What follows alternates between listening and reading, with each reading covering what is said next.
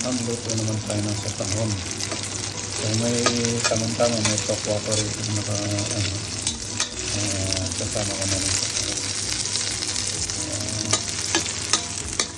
Pinarito ka ng bagla. Okay na yan. Dalhin muna natin.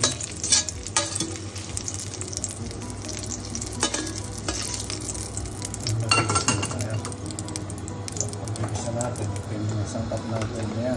Meron tayong carrots, may onion, may celery, may Chinese cabbage, cabbage, at saka ito yung pangsahog natin na manok.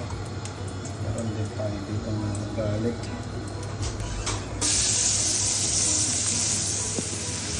So ayan, lagyan na natin yung ating sahog, then yung gulay. So sa ano pala natin, sotanghon, ito yung gamit natin galing pa pang Pilipinas. Nung magbakasyon ako, naglala ko ng 3 kilo. So pang 2 kilo ko natin luluto. So yan, ipagpasayin lang natin yan. Then lalagay natin itong mga sangkap natin, toyo, patis, tsaka paminta. Meron na rin tayong stock soup dito. Luto na natin yung gulay natin. Tinanggal ko muna para half cook siya.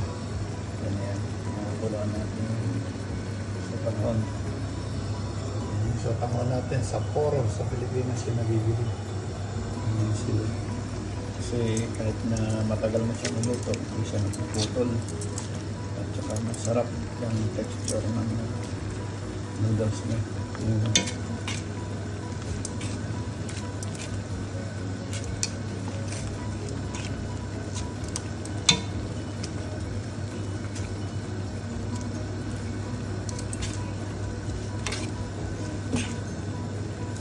Hintayin lang natin maluto yung noodles na to. Meron na tayong tanghalian. So,